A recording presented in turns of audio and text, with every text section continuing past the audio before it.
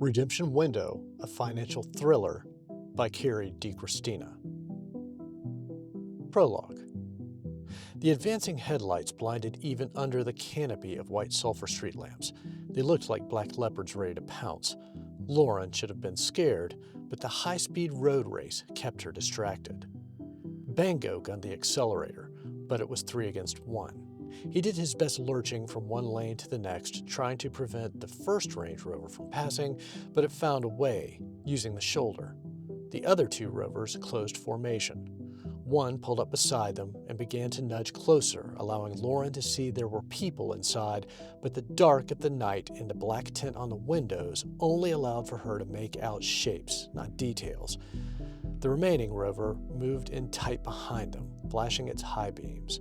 Bango ignored the lights. His hands gripped the steering wheel, allowing him to become one with the vehicle. He was in control.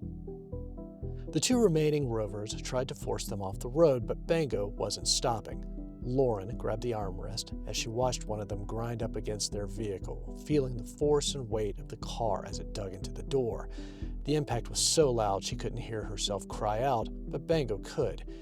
His eyes focused on the entrance ramp another 300 feet or so ahead of them. Its concrete median gave Bango second thoughts. They were in the left lane, nudged against their will into the opposite side of the ramp. He downshifted, using the steering wheel paddle. The engine whined as its RPMs raced, more power but less speed. The SUV jerked back as the lower gear engaged, and it exploded forward as Bango cranked the wheel toward the ramp. The excess RPMs caused the car to shoot close to the engine's maximum speed and toward their escape. The rover chasing them began to honk its horn. Bango swerved and managed to avoid the concrete median as they exited. He clipped what looked like an oversized trash can filled with water.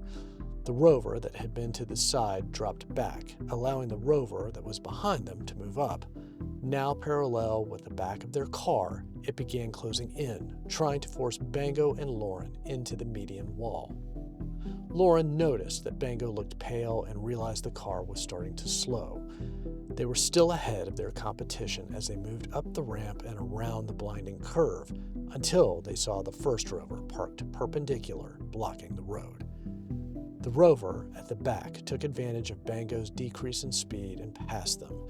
The remaining rover besieged, forcing Laren and Bango to close in on the wall.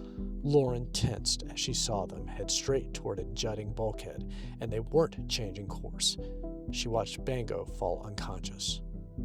It all happened quickly. The car smashed into the concrete barrier on Bango's side. She survived the impact as all the airbags deployed and the windshield shattered outward.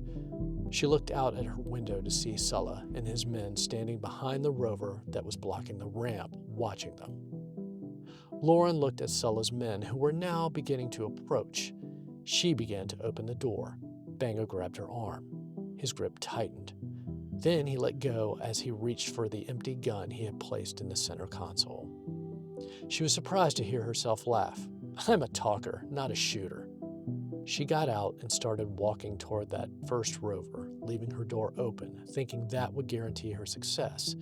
The henchman watched this woman, splattered with dried blood, who looked like she just survived a car crash, approaching the man in charge. Despite the late hour and recent events, Laren had complete and total awareness of where she was and what she was doing. She watched herself cross the ramp. It felt like slow motion, but it wasn't.